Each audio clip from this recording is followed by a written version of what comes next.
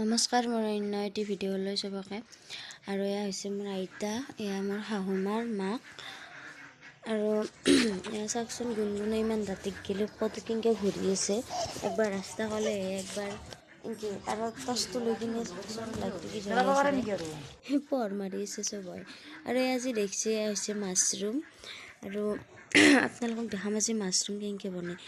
আৰু এয়া হৈছে আলু, এনেকৈ সৰু সৰুকৈ আলুকেইটা কুটি লৈ গৈছে। আৰু এয়া আদা নহৰুখিনি বটি লৈ কিনে, আৰু এয়া হৈছে জ্বালা পিঁয়াজ, আৰু আপোনালোকে বিলাহীও দিব পাৰে। আৰু এই কাষত আদা নহৰু দেখিছে। আৰু মাছৰুমখিনি উতলা হোৱাৰ পাছত 5 মিনিটমান তুলিব দিব। তাৰ পাছত এনেকৈ তৈৰি থ'ব এটা বাচনত, যাতে পানীখিনি যায়। আৰু লাষ্টত সৰু সৰুকৈ আপোনালোকে কাটি ল'ব মাছৰুমটো। আৰু এয়া মই ৰান্ধিব খুজিছিলোঁ, তাত মানুহজনে বনালে, ক'লাক ময়ে বনাম।